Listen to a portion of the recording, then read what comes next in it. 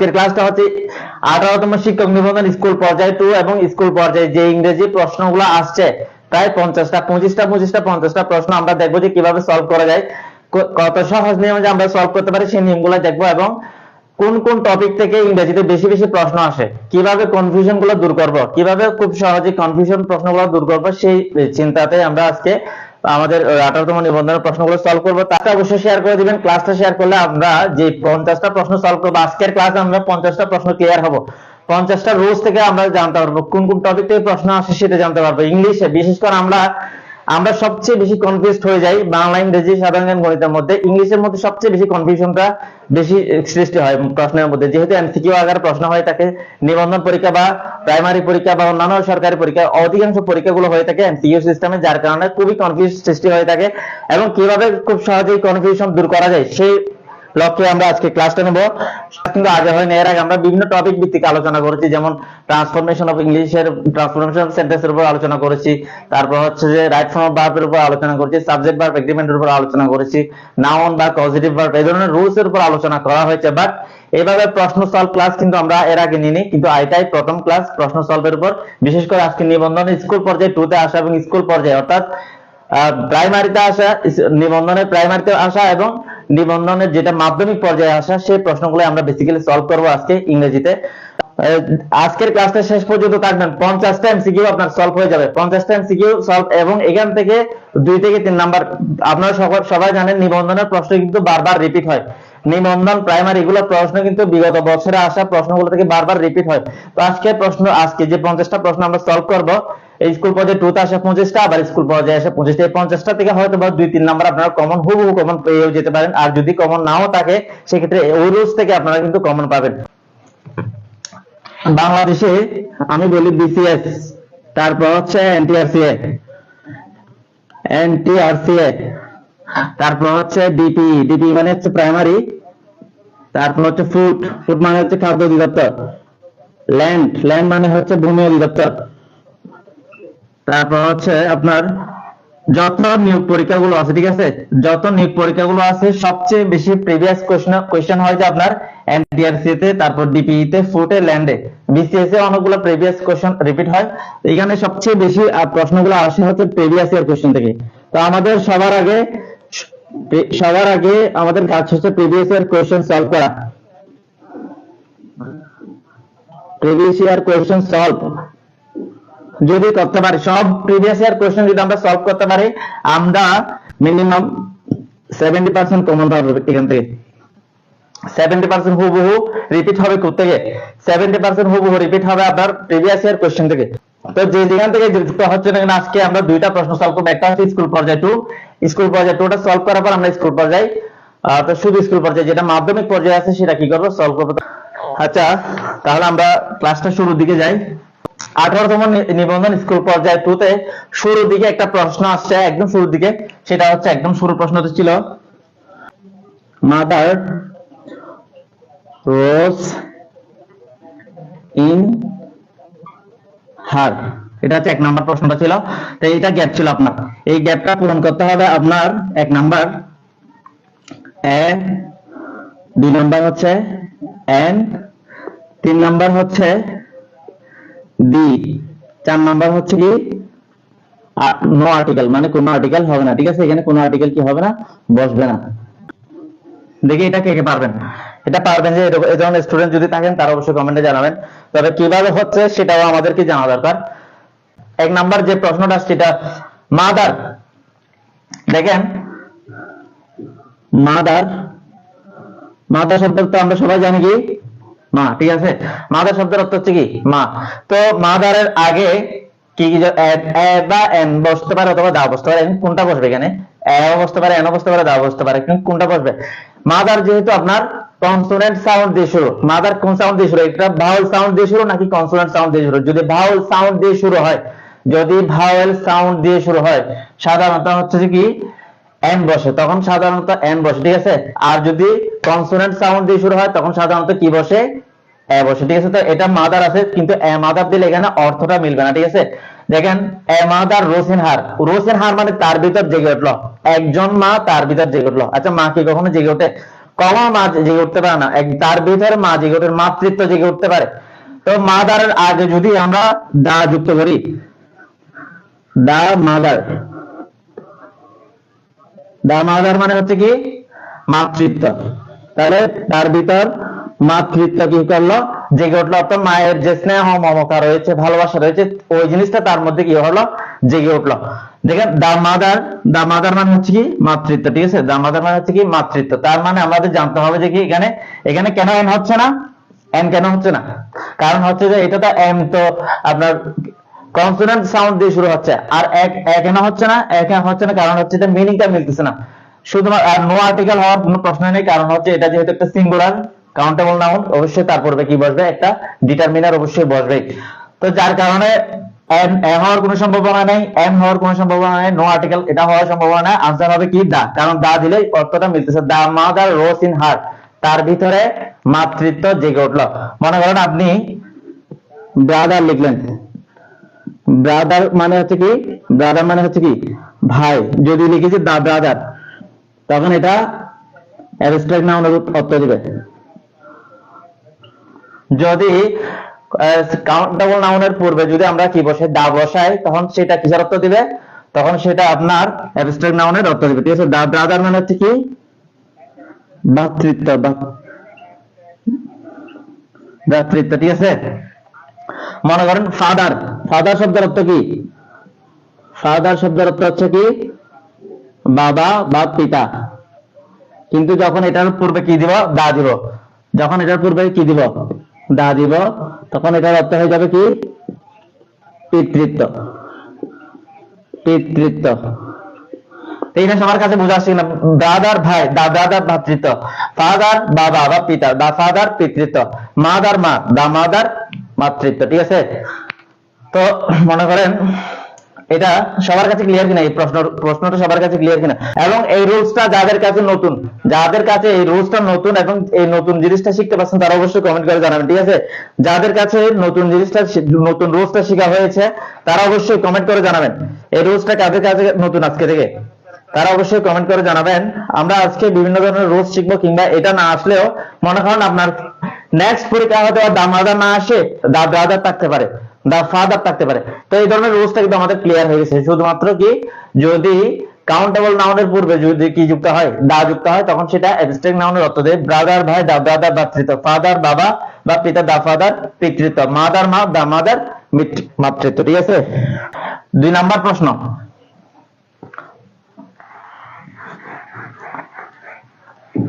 দুই নাম্বার প্রশ্নটা দেখেন,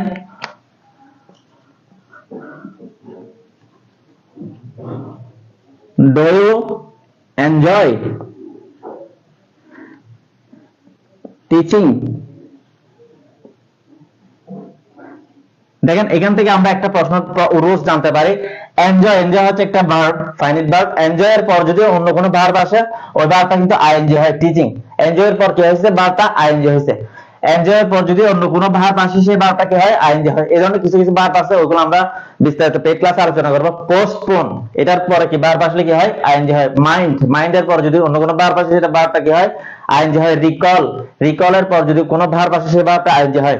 এনজয়, এনজয়ের পর যদি কোনো ভার্ব আসে, সেই ভার্বটা কি হয়, আইএনজি হয়। পাস্ট, পাস্টের পর যদি কোনো ভার্ব আসে, সেই ভার্বটা কি হয়, আইএনজি হয়। এভাবে আরো অনেকগুলো কি আছে, শব্দ আছে, যে শব্দগুলোর পরে কোনো ভার্ব যদি আসে, সেই ভার্বটা কি হয়ে যায়, আইএনজি হয়ে যায়। এগুলো আমরা টেকনিক সহকারে সবগুলা বিস্তারিত যে কোনো ক্লাসে আমরা শিখবো ইনশাআল্লাহ।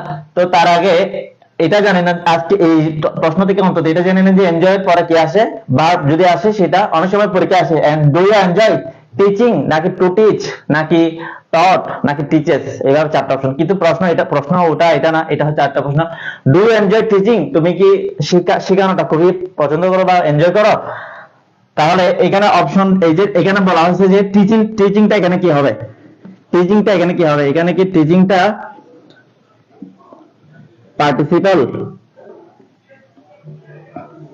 2 number gerund, 3 number infinitive, 4 number base form. দেখি বলো থেকে, ডু ইউ এনজয় টিচিং? তুমি কি শেখা? টিচিং মানে হচ্ছে শেখানো, মানে আরেকজনকে শেখানো, ঠিক আছে। লার্ন মানে হচ্ছে নিজে শেখা, আর টিচ মানে হচ্ছে কি আরেকজনকে শেখানো। টিচিং মানে হচ্ছে শেখানো, ঠিক আছে। Do you enjoy teaching? তুমি কি শেখানোটা পছন্দ করো, মানে পড়ানোটা পছন্দ করো, শিক্ষকতাটা জিনিসটা পছন্দ করো?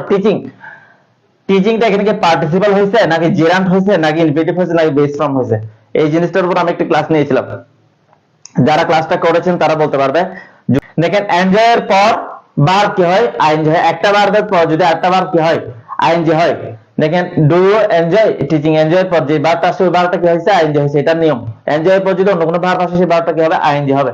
তাই এবার এখানে যেটা আইএনজি হয়েছে, এই ধরনের একটা ভার্বের পর যদি আরেকটা ভার্ব আইএনজি হয়ে যায়, সেটা হচ্ছে জেরান্ডের কাজ করে। কিসের কাজ করে? জেরান্ডের কাজ করে। আর দেখেন পার্টিসিপল, প্রেজেন্ট পার্টিসিপলও কিন্তু আইএনজি যুক্ত হয়। প্রেজেন্ট পার্টিসিপল কিন্তু অবস্থা বোঝায়, অবস্থা বোঝালে সেটা অ্যাডজেক্টিভ, অবস্থা বোঝালে সেটা প্রেজেন্ট পার্টিসিপল বা অ্যাডজেক্টিভ। তাই দেখেন ডু ইউ এনজয় টিচিং? তুমি কি শেখানোটা পছন্দ করো? শেখানো, এটা কি কোনো প্রেজেন্ট পার্টিসিপল বা কোনো অবস্থা দেখা যাচ্ছে? কোনো অবস্থা এখানে নাই, কোনো অবস্থা বা অ্যাডজেক্টিভের কাজ এখানে করতেছে না। ইনফিনিটিভ কেন হবে না? ইনফিনিটিভ হয় টু প্লাস ভার্বের বেস ফর্ম। প্রথমে একটা টু থাকে, ইনফিনিটিভ হয় প্রথমে একটা কি থাকে? টু থাকে, তারপর হচ্ছে কি ভার্বের বেস ফর্ম, ভার্বের কোন ফর্ম? Base form. দেখেন ইনফিনিটিভ তো তাহলে হওয়ার সম্ভাবনা নাই, পার্টিসিপল হওয়ার সম্ভাবনা নাই। বেস ফর্ম মানে হচ্ছে যে ভার্বের সাথে গত ক্লাসে আলোচনা হচ্ছে, যে ভার্বের সাথে এস বাই এস যুক্ত হয় না, সে ভার্বটা হচ্ছে কি বেস ফর্ম। তো দেখেন এখানে টিচিং এর সাথে আইএনজি যুক্ত আছে, তার মানে এটা বেস ফর্ম হওয়ার কোনো সম্ভাবনা নেই। তার মানে হচ্ছে কি এটা জিরান কেন হয়েছে? কারণ হচ্ছে এটা নাউনের কাজ করছে। জিরানটা কিসের কাজ করছে? নাউনের। সেখানে এখানে কোন একটা নাউন বা এটা বিশেষ্য হিসেবে ব্যবহৃত হয়েছে। এটা কোনো এখানে এনজয়টা হচ্ছে কি ভার্ব, টিচিংটা হচ্ছে এখানে জিরান্ডের কাজ করছে। জিরান মানে হচ্ছে কি নাউন, ঠিক আছে। পজিশনের পর যদি কোনো ভার্ব চলে আসে, মনে করেন he is fond of playing, সে খেলাধুলায় আসক্ত, ঠিক আছে, খেলাধুলায় মগ্ন বা প্রিয়। তাই প্লেইং অফ এর পর ভার্ব আসে, ভার্বটা কি হয়ে গেছে? আইএনজি হয়ে গেছে। এই ভার্বটা কিসের কাজ করছে? এখানে জেরান্ডের কাজ করছে, ঠিক আছে। এই ভার্বটা হচ্ছে এখানে জেরান্ডের কাজ করছে। তো আশা করি সবার কাছে ক্লিয়ার। তো এই ধরনের জিরান্ড নিয়ে তো আমি একটা ক্লাস নিয়েছি, আসলে জিরান্ড কি সেটা তো এই ক্লাসে বোঝানোর, বিস্তারিত বোঝানোর ইয়া না, কারণ হচ্ছে এটা হচ্ছে সলভ ক্লাস। জিরান্ড কি সেটা প্রিভিয়াস যদি ক্লাসগুলো দেখে নেন তাহলে বুঝতে পারবেন জিরান্ড কি, পার্টিসিপল কি, ভার্বাল নাউন কি, তার ইনফিনিটিভ কি, present participle, past participle, perfect পার্টিসিপলের উপর একটা ক্লাস অলরেডি নেওয়া হয়েছে। তো যাদের প্রয়োজন তারা ওই ক্লাসগুলো দেখে নিতে পারবেন। তো আমরা কিন্তু দুইটা রুলস অলরেডি শিখে ফেলেছি। এরপর আমরা যে পরের প্রশ্নে বিস্তারিত আলোচনা করলে কিন্তু সময় চলে যাবে। 3 number, I am used in crowded place, দেখেন এখানে অপশন দেওয়া হচ্ছে। এক নাম্বার অপশন হচ্ছে কি, টু স্টাডি, দুই নাম্বার হচ্ছে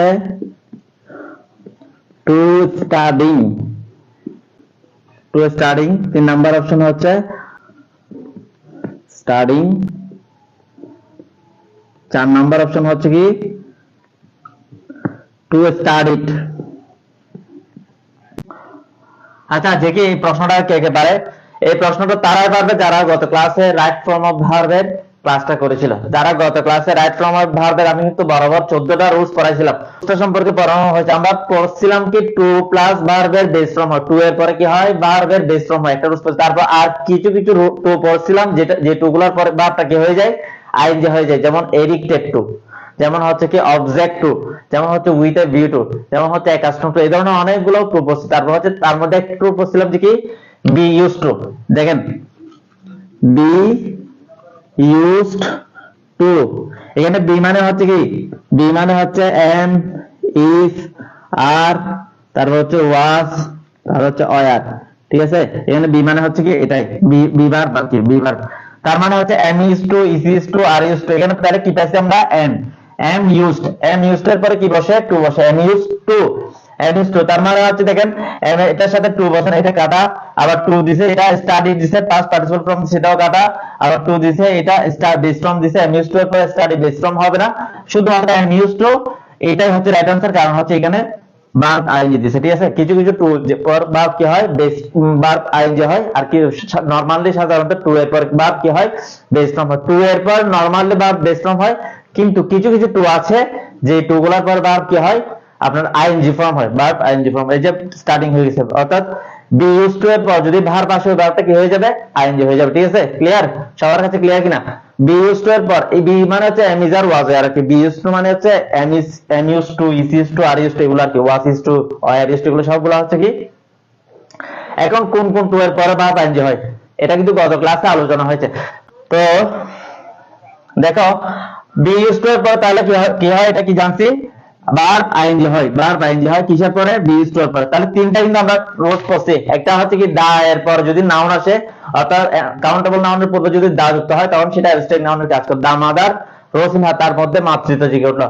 2 নম্বর রুলসটা পড়ছিলাম কি, do you enjoy teaching. Enjoy এর পর যদি কোনো ভার্ব আসে সেই ভার্বটা আইএনজি হয় এবং ওই ভার্বটা জেরান্ডের কাজ করে, তার মানে হচ্ছে টিচিংটা কি জেরান্ড। তারপর এখন পড়ছিলাম কি, বি ইউজ টু এর পর যদি কোনো ভার্ব আসে সেই ভার্বটা কি হয়, আইএনজি হয়। তাহলে খুব সিম্পল সিম্পল কোশ্চেন মানে পড়াগুলা, এগুলা কিন্তু আমরা বিস্তারিত কিন্তু গত ক্লাসেও আলোচনা করছি, আজকেও আলোচনা করতেছি। এগুলা যেহেতু আমরা প্রশ্ন সলভ করতেছি, এরপর আমরা দেখবো যে এখন আমরা একটা দেখবো কন্ডিশনাল সেন্টেন্স। দেখেন একটা কন্ডিশনাল সেন্টেন্স আসছে 4 number, I would have called her, I would have called her। এখানে অপশনে আছে যে if I saw him, if I saw him। 2 number হচ্ছে if Rina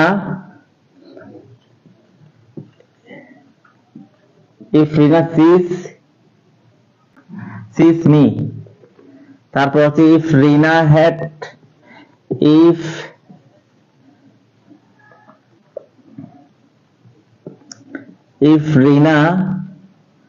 had seen me, if Rina had seen me। অথবা if Rina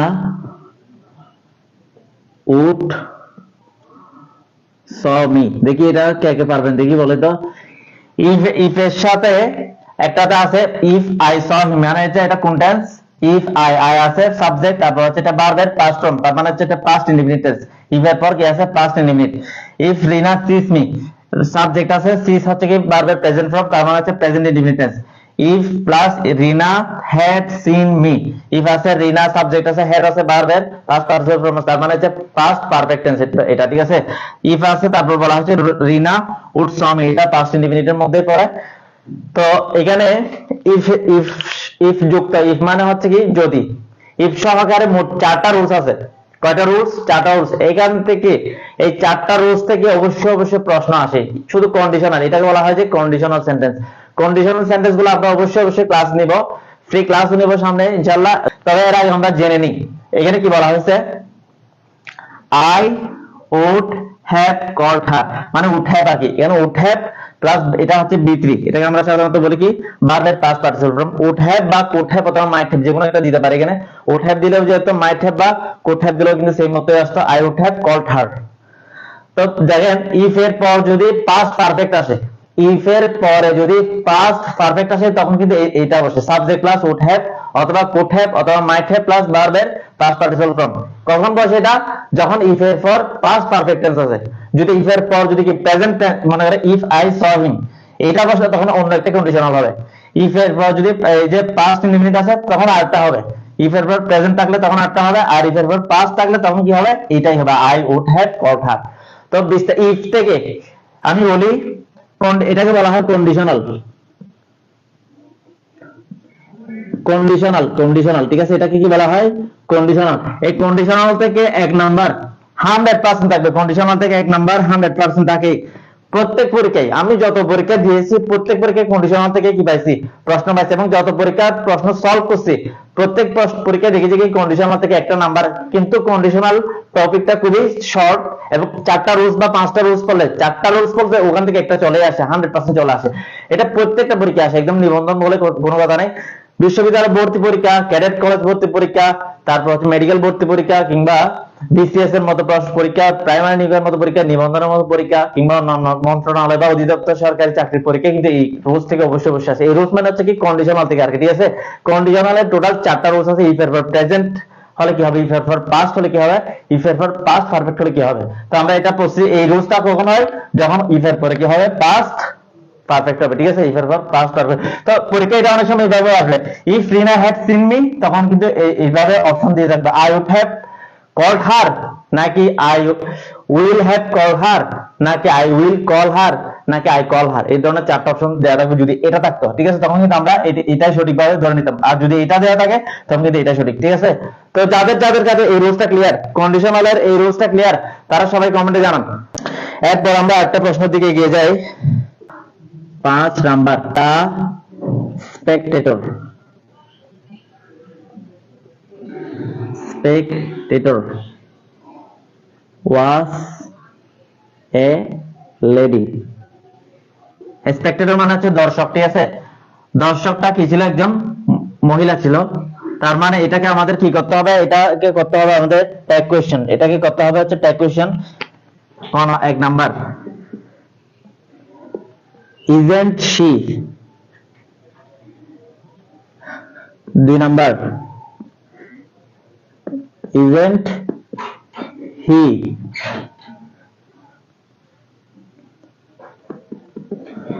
তারপর হচ্ছে wasn't she।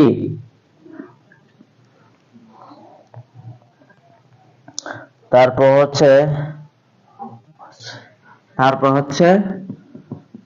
was she। তারপর হচ্ছে was she। দেখেন, the spectator was lady। এই প্রশ্নটা আসছে ট্যাগ কোয়েশ্চেন থেকে। ট্যাগ কোয়েশ্চেন কারা কারা করছেন? ট্যাগ কোয়েশ্চেন কিন্তু আমরা ক্লাস 9 থেকে পড়ে আসতেছি সবাই। আপনারা যারা যারা যুক্ত হয়েছেন সবাই ক্লাস 9 থেকে ট্যাগ কোয়েশ্চেন পড়ে আসতেছেন। দেখি বলেন এটাকে।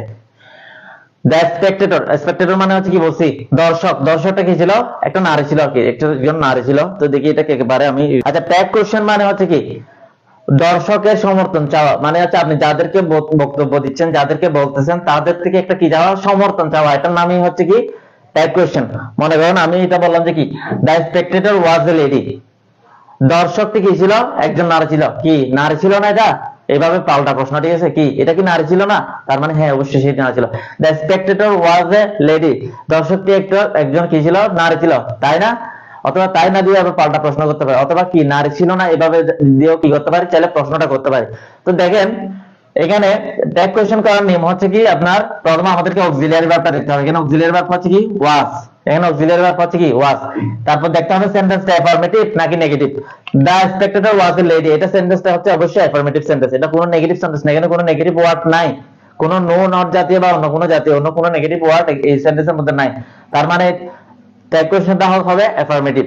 যদি সেন্টেন্সটা যদি কি হয়, নেগেটিভ হয়, ট্যাগ কোয়েশ্চেন হবে অ্যাফার্মেটিভ। সেন্টেন্স যদি নেগেটিভ হয়, সেন্টেন্স ট্যাগ কোয়েশ্চেন অ্যাফার্মেটিভ। আর সেন্টেন্স যদি কি হয়, অ্যাফার্মেটিভ হয়, ট্যাগ কোয়েশ্চেন হবে নেগেটিভ, ঠিক আছে। এটা যেহেতু এখন অ্যাফার্মেটিভ আছে, আমরা ট্যাগ কোয়েশ্চেনটা কি করব, নেগেটিভ করব। এখন আমাদেরকে ট্যাগ কোয়েশ্চেন কি করতে হবে, নেগেটিভ করতে হবে। তার মানে আমরা দেখবো যে এখানে কি নেগেটিভ কি কি আছে। ইজন্ট শি, এটাও নেগেটিভ। ইজন্ট শি, এটাও নেগেটিভ। ওয়াজন্ট শি, এটাও নেগেটিভ। শুধুমাত্র এটা কি না, নেগেটিভ না। তার মানে এটা প্রথমে ক্রস। তারপর আমরা দেখবো যে কি সাবজেক্টটা, এখানে সাবজেক্ট হচ্ছে কি দ্য স্পেকটেটর। তারপর আমরা কি দেখবো যে এখানে কি অক্সিলিয়ারি ভার্ব কি আছে, অক্সিলিয়ারি ভার্ব আছে এখানে হচ্ছে ওয়াজ। তার মানে তারপর দেখবো যে এখানে ওয়াজ কোথায় আছে, যেহেতু এখানে ইজন্ট দিছে, ইজন্ট শি, ইজন্ট হি দিছে, তার মানে এই দুইটাই কি ভার্ব। এই দুইটাই কি ভার্ব। কেন হচ্ছে কি, কারণ হচ্ছে ইজ আছে, এখানে তো ইজ নাই, অক্সিলিয়ারি ভার্ব হিসেবে ইজ নাই। এটাও কিন্তু ভার্ব, কারণ হচ্ছে এখানেও ইজ নাই, ওয়াজ নাই। তার মানে দুইটাই ভার্ব। আবার এখানে হি দিছে, হি হওয়ার প্রশ্ন নেই, কারণ হচ্ছে কি দ্য স্পেকটেটর ওয়াজ লেডি। কারণ হচ্ছে ওই ব্যক্তিটা কি ছিল, একজন নারী ছিল। নারীর ক্ষেত্রে অবশ্যই হি ব্যবহৃত হয় না, কি ব্যবহৃত হয়, শি ব্যবহৃত হয়, ঠিক আছে। তো দ্য ওয়াজটা এখানে কি হয়েছে, নেগেটিভ ফর্ম হয়েছে, সাথে কি হয়েছে, শি হয়েছে। যদি বলতো যে ওয়াজন্ট হি, তাও কিন্তু এটা ক্রস যেত। যেহেতু ওয়াজন্ট শি বরাবর, ঠিক আছে, তার মানে এটা কি, দ্যাট মিন্স এটা রাইট। তার মানে এটা ক্লিয়ার আমাদের কাছে। 6 number, I have left the room.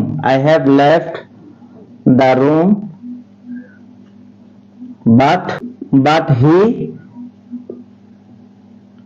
entered the room. বলতে চাচ্ছে যে I have left the room, আমি রুমটি কি করে দিয়েছি, লেফট মানে বন্ধ করে দিয়েছি।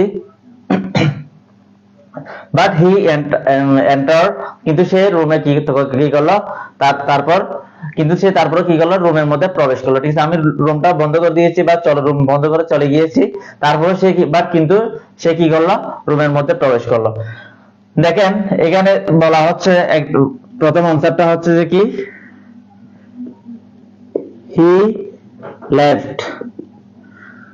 2 নাম্বার হচ্ছে কি, হি উইল লিভ। তারপর 3 নাম্বার হচ্ছে he has left, he has left. 4 number হচ্ছে হি হ্যাড লেফট।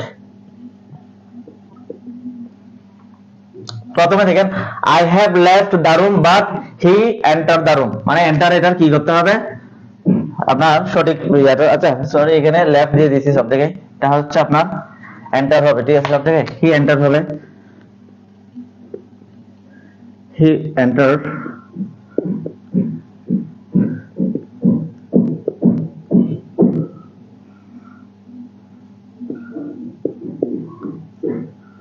দেখেন হি এন্টার্স, হি এন্টার্স এটা হচ্ছে কি present indefinite tense, he will enter এটা হচ্ছে future indefinite tense, he has entered এটা হচ্ছে present perfect tense, he have entered এটা প্রেজেন্ট পারফেক্ট টেন্স।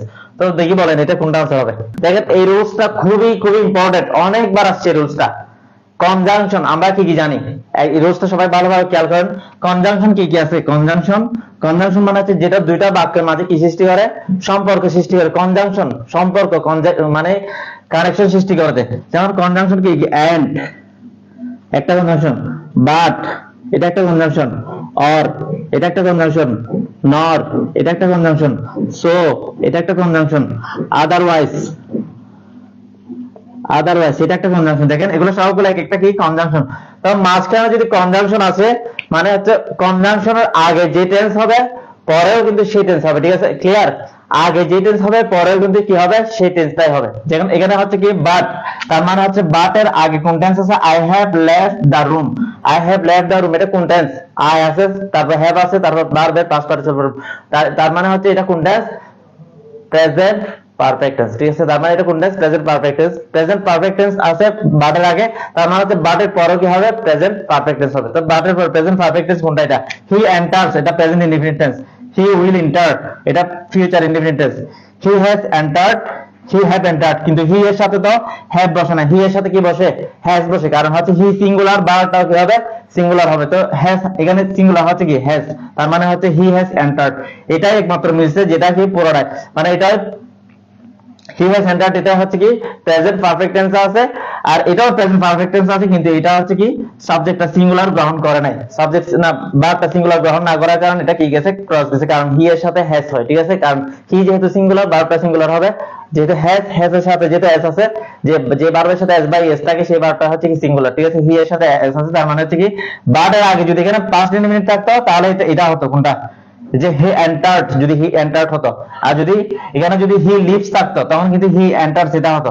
যদি থাকতো যে কি আই উইল লিভ, তখন হতো যে হি উইল এন্টার। ঠিক আছে, অর্থাৎ যে টেন্স থাকুক এন্ড এর আগে, অর এর আগে, নর এর আগে, আদারওয়াইজ এর আগে, বাট এর আগে, সো এর আগে, ধরনের যত কনজাংশন আছে সব কনজাংশনের আগে যে টেন্সটা হবে পরে কি হবে, সেম টেন্সটা হবে। ঠিক আছে, তো আশা করি সবার কাছে খুবই ইম্পর্টেন্ট একটা রুলস কিন্তু। ঠিক আছে, এত বেশি ইম্পর্টেন্ট যে এটা অনেকবার আসছে পরীক্ষায়, বিসিএস এর মতো পরীক্ষায় আসছে। এটা বিসিএস থেকে কিন্তু নিবন্ধনে রিপিট হয়েছে এই প্রশ্নটা। 7 নাম্বার একটা ফ্রেজ আসছে to read between the lines.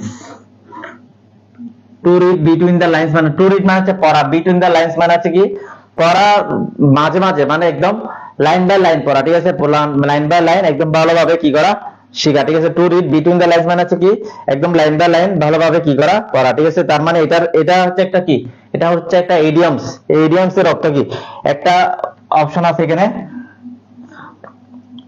Two concentrate, two concentrate. 2 number to read living space,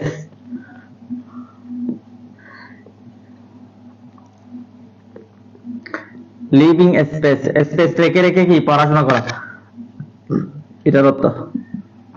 two concentrate মানে হচ্ছে মনোযোগ দেওয়া। 3 নাম্বারে যে আছে টু গ্রাস্প দা হিডেন মিনিং, টু গ্রাস্প মানে হচ্ছে গ্রাস করা বা বের করা, দা হিডেন মিনিং, দা হিডেন মিনিং মানে হচ্ছে কি একদম গোপন অর্থ, যেটা ভিতরের অর্থ আছে সেটা কি করা, হিডেন মিনিং। একদম এমন ভাবে পড়বে যে যাতে করে কি ভিতরের অর্থ সহ কি হয়ে যায়, বের হয়ে যায়। এটার মানে হচ্ছে এটা। 4 নাম্বার যেটা আছে সেটা হচ্ছে to read quickly, to read quickly.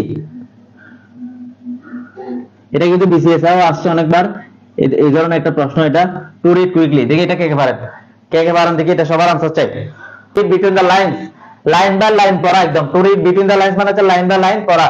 Two concentrate এটার অর্থ হচ্ছে কি মনোযোগ দেওয়া। টু রিড লিভিং স্পেস মানে হচ্ছে স্পেস রেখে রেখে পড়া।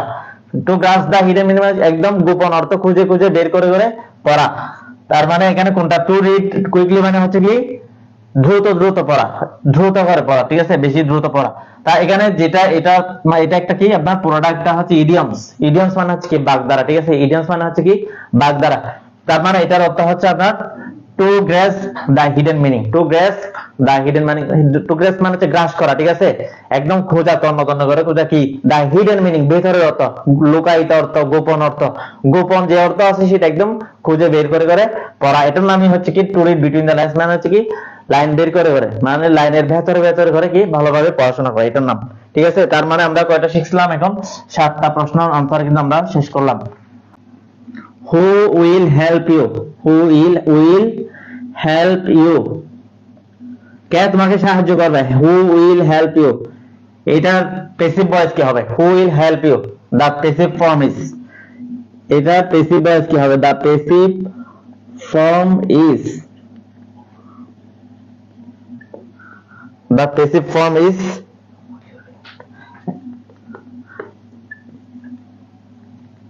by whom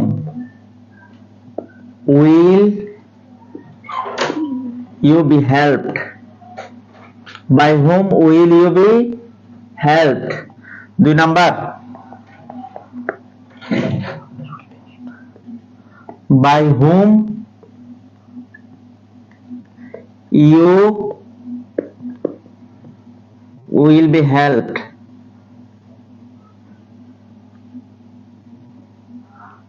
3 number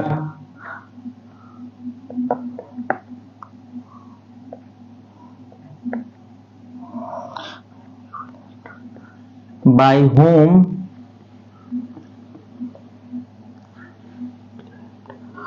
will you help।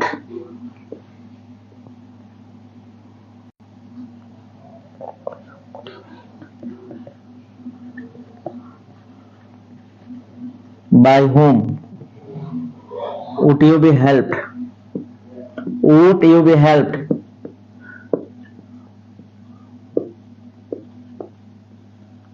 দেখি এটা কে কে পারেন, সবাই আনসার করুন দেখি, যারা যারা পারেন এই প্রশ্নটা আনসার করেন।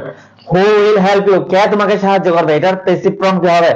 প্রথম নাম্বার হচ্ছে by whom will you be help, প্রথম নাম্বার কি by whom will you be help, by whom will you be help হবে নাকি হচ্ছে কি by whom you will be help, তারপর হচ্ছে by whom will you help, তারপর হচ্ছে by whom would you help, would you be help, ঠিক আছে।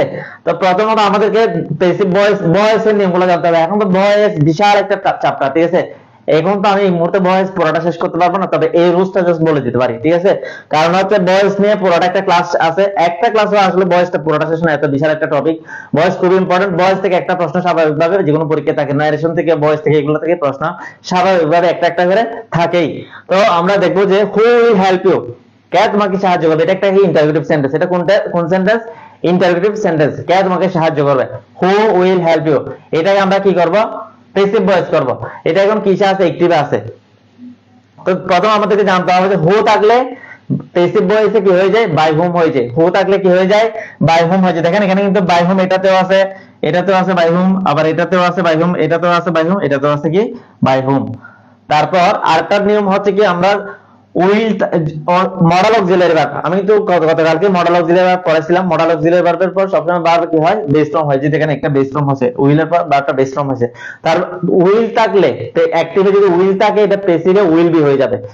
অর্থাৎ মডেল অক্সিলারি যেটা থাকুক না কেন ওটার সাথে একটা বি যুক্ত হয়ে যাবে। শ্যাল থাকলে শ্যাল বি হয়ে যাবে, উড থাকলে উড বি হয়ে যাবে, ক্যান থাকলে ক্যান বি হয়ে যাবে। প্যাসিভে সবসময় একটা বি যুক্ত হয়ে যাবে, ঠিক আছে? যেটাই থাকুক একটা বি যুক্ত হয়ে যাবে। ক্যান থাকলে ক্যান বি, শ্যাল থাকলে শ্যাল বি, উইল থাকলে উইল বি, উড থাকলে উড বি, মাইট থাকলে মাইট বি, মে থাকলে মে বি। যেটাই থাকুক না কেন আপনার একটা বি যুক্ত হয়ে যাবে, ঠিক আছে?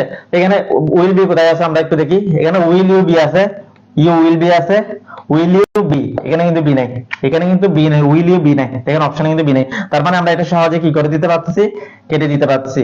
আবার এখানে উইল এর সাথে কি দেওয়ার কথা, উইল, এখানে কিন্তু উড দিয়ে দিছে, এখানে কি দিয়ে দিছে, উড দিয়ে দিছে। তার মানে যেহেতু উইল দেয় নাই, তার মানে এটা কিন্তু কাটা। তো এখন দেখেন দুইটা, by whom will you be help, by whom you will be help, এই দুইটার মধ্যে কোনটা আনসার হবে? এই দুইটার মধ্যে আনসার হওয়ার সম্ভাবনা কোনটা? দেখেন এখানে কিন্তু by whom you you will be help, আবার এখানে দিছে by whom will you be help. এখানে কিন্তু অক্সিলারি ভার্বটা কি চলে আসছে, আগে চলে আসছে, আর এখানে অক্সিলারি ভার্বটা পরে চলে আসছে। কিন্তু আমাদের ইন্টারোগেটিভের নিয়ম হচ্ছে কি, প্রথমে যেটা কি থাকে, ডব্লিউএইচ যে ওয়ার্ডটা থাকে ওইটার পর পর আপনার যে অক্সিলারি ভার্বটা আসে সেইটাকেও কি নিয়ে আসতে হবে, সাথে সাথে ওটার পরে নিয়ে আসতে হবে, ঠিক আছে? যেমন আপনি যদি বলেন what are you doing now, তুমি এখন কি করছো, হোয়াট ইউ আর ডুইং বলতে পারবেন না। হোয়াট তো প্রথমে একটা ইন্টারোগেটিভ আছে, তারপর আবার কি বলবেন যে what are you doing now, মানে আরটা আগে চলে আসছে। এটা মূলত কি ছিল, ইউ আর ডুইং নাও। এটা আমরা ইন্টারোগেটিভ যেমন সেন্টেন্সের আলোচনা করব, নেক্সট ক্লাস আমাদের পেজ বেসিস সেন্টেন্সের উপর আলোচনা হবে। সেন্টেন্সে দুই ভাবে কি করা যায়, ইন্টারোগেটিভ করা যায়। একটা হচ্ছে অক্সিলারি ভার্ব আগে নিয়ে এসে, একটা হচ্ছে ডব্লিউএইচ ওয়ার্ড দিয়ে। তবে দেখেন, মনে করেন যে কি, you are taking a class, তুমি একটি ক্লাস নিচ্ছ। ইউ আর ড্রিঙ্কিং টি, তুমি চা পান করছো। যদি বলে যে তুমি কি চা পান করছো, আর ইউ ড্রিঙ্কিং টি, আরটা আগে জাস্ট চলে আসছে, একটা অক্সিলারি ভার্বটা আগে চলে আসার মাধ্যমে এটা কি হয়ে গেছে, আপনার ইন্টারোগেটিভ হয়ে গেছে। এখন যদি ডব্লিউএইচ ওয়ার্ড যদি থাকে, এটা এটার সাথে সাথে আবার কিন্তু ওটাও করতে হবে, সাথে দুইটাই একসাথে করতে হবে। মানে অক্সিলারি ভার্বটা আগে নিয়ে আসতে হবে, সাথে আপনার W H word, what, when, where, how, whom যুক্ত যা যা আছে আর কি সবগুলো থাকবে। আবার সাথে সাথে অক্সিলারি ভার্বটাও কি আগে নিয়ে আসতে হবে। দেখেন এখানে অক্সিলারি ভার্বটা সাবজেক্টের আগে আসে নাই, এখানে অক্সিলারি ভার্বটা সাবজেক্টের পরে চলে গেছে। উইল, উইল যেটা সাবজেক্ট আছে, ইউ যেটা সাবজেক্ট আছে, সাবজেক্টের পর পর চলে গেছে কোনটা, উইলটা, যার কারণে এটা কি কাটা।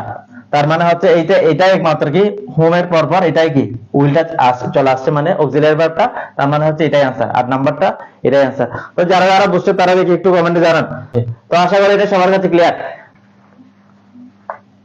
তারপর 9 নাম্বার, দেখি এটা সবাই आंसर করুন। ইংলিশ,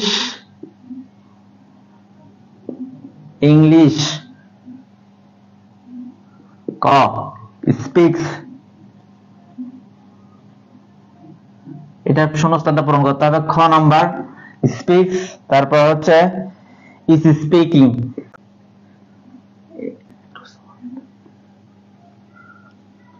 অ্যাক্রস দ্য ওয়ার্ল্ড,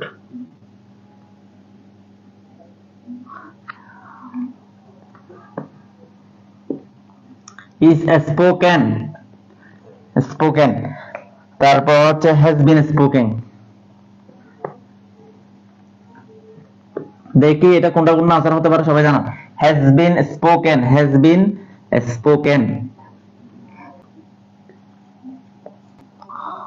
তারপর আরেকটা দিচ্ছি, move and die, make it simple,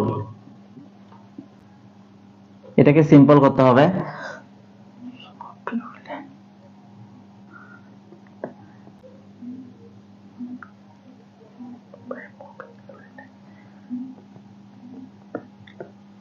by moving you will die, by moving you will die,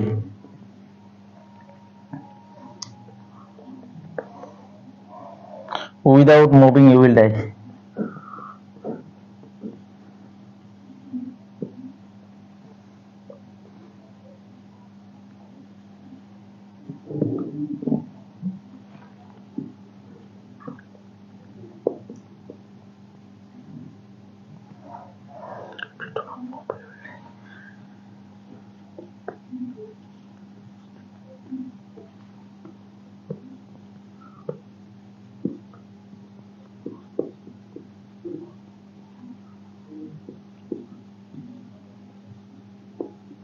দেখি এটা বলে সবাই, কারা কারা পারেন দেখি এটা, দেখি সবাই এটা আনসার করেন, কারা কারা পারেন এটা একটু দেখতে চাই, যারা যারা পারেন। দেখেন 1 নাম্বার ইংলিশ, এখানে সাবজেক্ট হচ্ছে কি ইংলিশ, সাবজেক্ট হচ্ছে কি ইংলিশ। অ্যাক্টিভ ভয়েসে সবসময় কর্তা নিজেই কাজ করে, অ্যাক্টিভ ভয়েসে কর্তা সবসময় কি করে, নিজে কাজ করে। আর প্যাসিভ ভয়েসে হচ্ছে কর্তাকে দিয়ে কাজটা করানো হয়, ঠিক আছে, কর্তাকে দিয়ে কি করা হয়, কাজটা করানো হয়। দেখেন ইংলিশ স্পিক্স, ইংরেজি বলে, ইংলিশ মানে ইংলিশ কোন একজন এই সে স্পিক্স নিজে কথা বলে, স্পিক্স মানে কথা বলে। ইংরেজি কি নিজে নিজে কথা বলতে পারে কখনো? কখনো সে নিজে নিজে কথা বলতে পারে? তাকে তো বলা হয় সে নিজে কখনো কথা বলতে পারে না, তার ইংরেজি বলে, তার মানে হচ্ছে এটা কখনো হবে না, কারণ এটা অর্থই মিলতেছে না। এটা কিন্তু কি, এটা অর্থ মিলতেছে না, এটা অ্যাক্টিভ ভয়েস দিলে আমরা কি কি করতে পারতেছি না, অর্থ মেলাতে পারতেছি না। ইংলিশ স্পিক্স, ইংরেজি বলে অ্যাক্রস দ্য ওয়ার্ল্ড, কোথায়, বিশ্ব জুড়ে। ইংরেজি কি কথা বলতে পারে, ইংরেজি নিজে কথা বলে। ইংলিশ ইজ স্পিকিং, ইংরেজি বলতেছে, ইংরেজি একজন ব্যক্তি সে কথা বলতেছে। ইংলিশ তো নিজে নিজে সরাসরি কথা বলতেছে না, ইংরেজিটাকে বলা হয়, মানুষ কর্তৃক ইংরেজি ভাষা কি করা হয়, বলা হয়। তার মানে আমরা এখানে কি হচ্ছে, ইংলিশ ইজ স্পোকেন, ইংরেজি বলা হয়।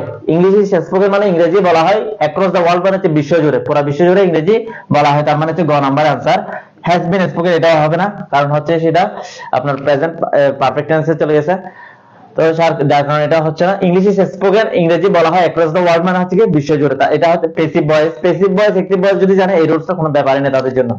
আমরা অ্যাক্টিভ ভয়েস প্যাসিভ ভয়েস বিস্তারিত কোথায় আলোচনা করব, আমরা অ্যাক্টিভ ভয়েস প্যাসিভ ভয়েস বিস্তারিত পেজ বেঁচে আলোচনা করব, কারণ হচ্ছে এখন সেই সময় না যে পুরো ভয়েস আলোচনা করে। আবার দেখুন মুভ এন্ড ডাই, এটা হচ্ছে ট্রান্সফরমেশন অফ সেন্টেন্স থেকে। মুভ এন্ড ডাই এন্ড থাকলে এটা কোঅর্ডিনেশন ক্লজ, এটা কোন ক্লজ, অথবা কোঅর্ডিনেশন ক্লজ, অথবা এটাকে বলা হয় কম্পাউন্ড সেন্টেন্স। এটা কোন সেন্টেন্স, মুভ এন্ড ডাই, যদি কনজাংশন থাকে সেটাকে বলা হয় কম্পাউন্ড সেন্টেন্স। এখন কম্পাউন্ড সেন্টেন্স থেকে কোন সেন্টেন্সে নিয়ে যেতে হবে, এটা সিম্পল সেন্টেন্সে নিয়ে যেতে হবে। কম্পাউন্ড সেন্টেন্স থেকে এটা সিম্পল সেন্টেন্সে নিয়ে যেতে হবে। দেখেন move and die, move and die মানে হচ্ছে কি, যাও অথবা মরো। মুভ মানে হচ্ছে ত্যাগ করো, and die, move and die মানে হচ্ছে যাও, এন্ড মানে হচ্ছে এবং, ডাই মানে হচ্ছে মৃত্যুবরণ করো, ঠিক আছে। তো দেখেন এখানে এখন এটা কত বলছে কি, সিম্পল, সিম্পল ক্লজে নিয়ে যেতে হবে। সিম্পল ক্লজে নিয়ে যাওয়ার জন্য এখন কি করতে হবে আমাদেরকে, এখানে কোনটা সিম্পল ক্লজ আছে সেটা বের করতে হবে। দেখেন ইফ, এখানে কিন্তু ইফ আছে, ইফ থাকলে সেটা সিম্পল ক্লজ নেই, ইফ থাকলে সেটা কমপ্লেক্স, ইফ থাকলে সেটা কমপ্লেক্স সেন্টেন্স, এটা সাবঅর্ডিনেট, এটা কিন্তু সিম্পল ক্লজ নেই। ইফ থাকলে সেটা কি কমপ্লেক্স, এটা কমপ্লেক্স সেন্টেন্স, এটাও কিন্তু ইফ আছে। If you move you will die, if you do not move you will die, দুইটাই কিন্তু ইফ যুক্ত থাকার কারণে দুইটাই কি বাদ, কারণ দুইটা হচ্ছে কমপ্লেক্স এর মধ্যে আছে। এখন দেখেন আমাদেরকে দেখতে হবে যে মুভ এন্ড ডাই, এখানে যদি এন্ড থাকে তাহলে বাই দিয়ে শুরু হবে, কি দিয়ে শুরু হবে, সিম্পল করার সময় বাই দিয়ে শুরু হবে। আর যদি এখানে অর থাকে, এখানে যদি কি থাকতো, অর থাকতো, তখন কিন্তু উইদাউট দিয়ে শুরু হতো, তখন কি দিয়ে শুরু হতো, উইদাউট, তখন উইদাউট দিয়ে শুরু হতো, ঠিক আছে, উইদাউট দিয়ে শুরু হতো। আবার বলতেছি শুনেন, যদি এখানে এন্ড থাকে, এন্ড থাকলে সিম্পল করার সময় কি হবে, বাই হবে, তার মানে হচ্ছে এখানে বাই পাচ্ছি। আর যদি এখানে অর থাকতো তাহলে কি এখানে উইদাউট দিয়ে শুরু হতো, যেহেতু এখানে অর নাই সেহেতু উইদাউট দিয়ে হবে না, কারণ উইদাউটটা কাটা। তার মানে রাইট আনসার হচ্ছে কি, এটা 10 নাম্বারটা, ঠিক আছে, 10 এর 2 নাম্বারটাই আনসার। তো সবার কাছে ক্লিয়ার কিনা জানান, এই দুইটা সবার কাছে ক্লিয়ার কিনা সেটা জানান, যাদের যাদের কাছে ক্লিয়ার সেটা তারা অবশ্যই জানাবেন।